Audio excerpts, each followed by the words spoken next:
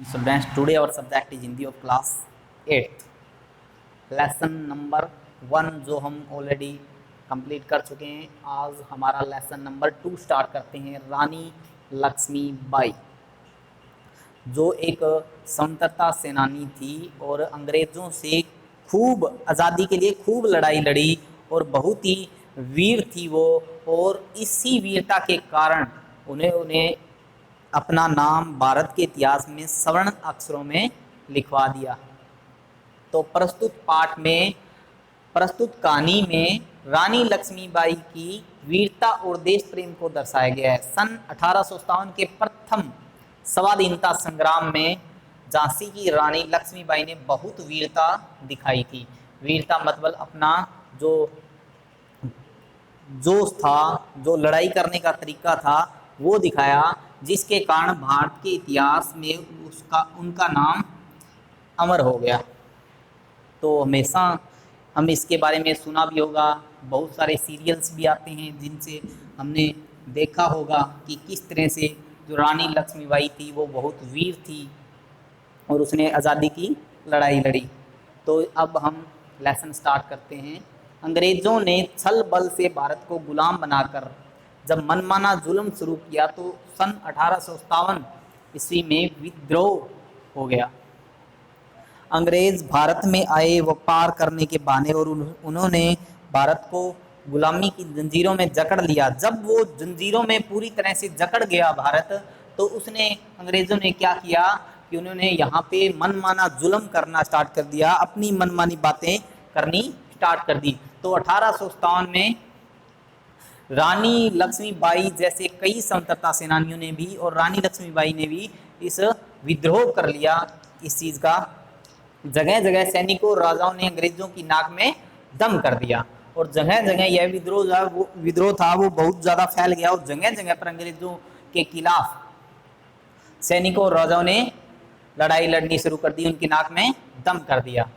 अनेक स्थानों पर महीनों तक अंग्रेजी सरकार का नामो निशान न रहा और कई जगहों पर विद्रोह कर दिया, लड़ाई लड़नी शुरू कर दी। इसलिए अंग्रेजी जो सरकार थी वो वहाँ से धीरे धीरे मिटनी स्टार्ट हो गई। अंग्रेज़ों को नाकों चने चबाने वालों में एक थी झांसी की रानी लक्ष्मीबाई, जो जीते जी अंग्रेज़ों के हाथ न लगी। या उनमें से जो उनकी नाक में दम कर दिया था, उनको हराना स्टार्ट कर दिया था, उनमें से एक थी जो रानी लक्ष्मीबाई थी, जो मरते दम तक अंग्रेज़ों के हाथ नहीं लगी थी। रानी लक्ष्मीबाई के बचपन का नाम मणिकर्णिका था। उनके पिता का नाम मोरोपंत और माता का नाम भागीरथी बाई था। सभी उन्हें मन्नू कहते थे। जो मणिकर्णिका झांसी की रानी थी, लक्ष्मीबाई थी, उनको सभी क्या कहते थे? मन्नू कहते थे। मोरोपंत मराठा पेशवा बाजीराव के दरबार में कानपुर में रहते थे। छोटी मन्नू को बाजीराव बहुत दुलार करते थे और उनकी आज्ञा थी कि मन्नू को उनकी संतान नाना साहब के साथ ही अस्त्र शस्त्र की शिक्षा दी जाए। तो बचपन से ही उसे सारे अस्त्र शस्त्र चलाने की शिक्षा दी जाने लगी और उसको एक वीर बनाया जाने लगा। बचपन से ही उसको एक बहुत बड़ी लड़ाकू बनाना स्टार्ट कर दिया। मन्नू बहादुर थी, तलवार चलाना, घुड़सवारी उसे खूब पसंद थी। एक बार बाजी लगाने पर मन्नू नाना साहब के भी आगे अपना घोड़ा दौड़ा ले गई।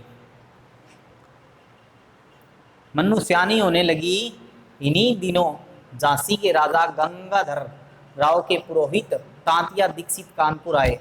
वे अपने राजा के लिए सप्रभात परिवार की एक सुशील कन्या की खोज में निकले थे।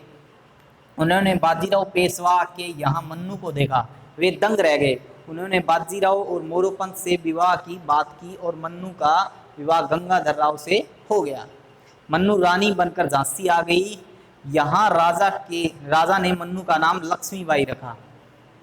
तो जो रानी लक्ष्मीबाई की जो शादी थी वो किसके साथ हुई थी? यहाँ पे गंगाधर राव के साथ हुई और वो झांसी का रहने वाला था। तो वहाँ पे वह राजा था, तो वह रानी बनकर झांसी आई और राजा ने उसका मन्नू से नाम बदलकर क्या रख दिया?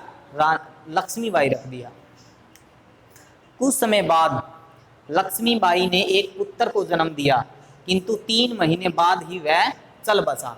गंगाधर राव यह दुख सहन न कर सके, वे सन 1853 ईस्वी में बीमार पड़े और अतंत संसार छोड़कर चले। संसार छोड़ चले। उनका 1853 में किसका स्वर्गवास हो गया? गंगाधर राव का स्वर्गवास हो गया, निधन हो गया। किंतु मरने से पहले उन्होंने एक बच्चे को गोद ले लिया जिसका नाम रखा था दामोदर राव।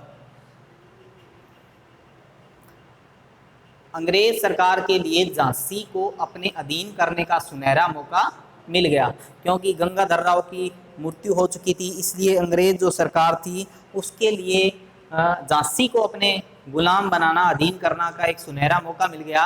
संतानहीन राजा के मरने पर कंपनी ने राजा को अपने अधीन करने का नियम बनाया था।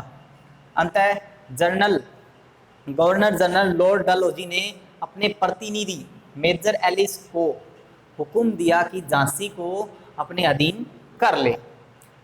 एलिस झांसी पहुंचा और दरबार में राज्य को कंपनी के अधीन करने की घोषणा की तथा रानी को पेंशन देने का फरमान सुनाया।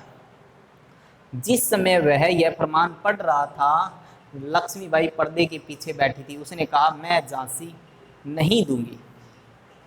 तो आज हम यह जो लेसन है वो यहीं तक पढ़ेंगे। तो आज हमने यह लेसन ध्यानपूर्वक पढ़ना है और उसमें से कुछ डिफ़िकल्ट वर्ड्स हैं जैसे दरबार, फरमान, प्रतिनिधि, संतानहीन, घोषणा। इस तरीके से हमें कुछ डिफ़िकल्ट वर्ड्स हैं जो हमें राइट करने हैं और उनको ध्यानपूर्वक लर्न करना है। Thank you.